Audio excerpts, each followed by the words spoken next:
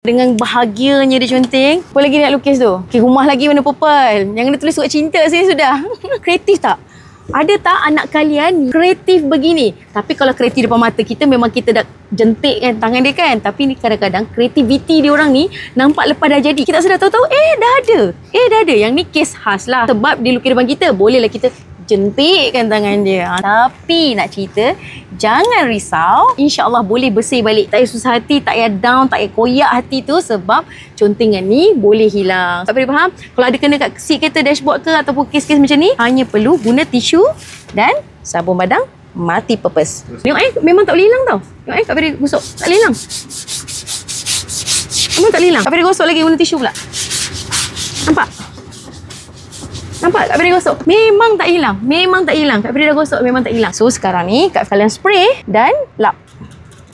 Nampak tak? Kak Feri baru je spray. Tak gosok lagi. Dia dah bersih dah. Okay, Kak Feri lap sikit dah tak ada dah rumah warna purple.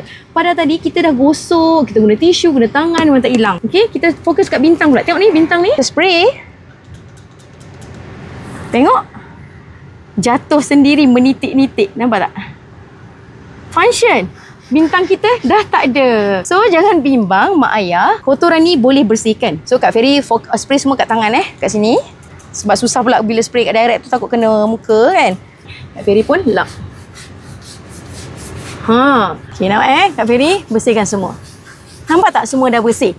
Totally gone. So, siapa-siapa yang anak kaki conteng, jangan sedih sangat. Guna je sabun multi-purpose ni. Gosok-gosok dah hilang. Lepas tu gunakan kain basah yang bersih dan lap semula. Nampak tak? Bersih tak? Daripada tadi dahsyat sangat. Ada apa tadi? Ada bunga. Ada rumah. Ada kucing.